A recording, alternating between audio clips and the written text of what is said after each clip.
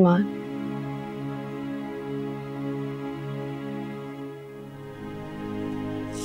तुम अपसेट हो ना मेरी वजह से। I'm sorry। सॉरी मामा, एक सॉरी कह लेने से क्या होगा? वही लड़ाइयाँ, वही झगड़े फसाद। आप मुझे एक बात बताएं, इन सब बातों में मेरा क्या कसूर है? मुझे किस बात की सजा दी जा रही है? बाबा जैसे भी थे, एटलीस्ट इस शख्स से तो बेहतर थे। जो हो चुका उसे दोहराने का क्या फायदा ईमान? आप मुझे एक बात बताएं, आपने दूसरी शादी आखिर की ही क्यों?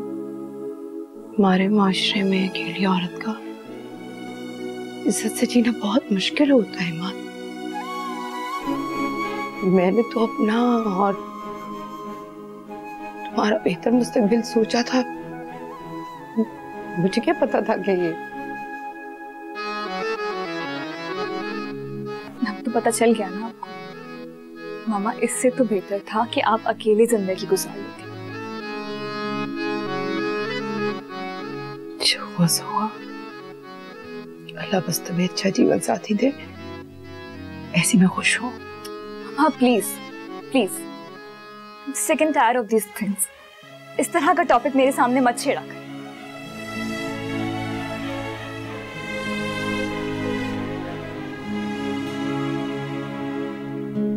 गुनहगार हूं मैं तुम्हारी।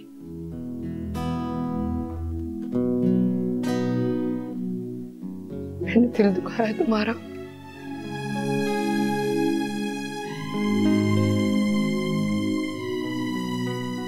हो सके तो मुझे माफ कर देना बेटे।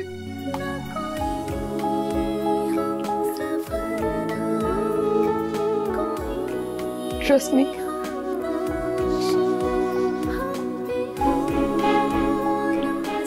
Mama loves you a lot।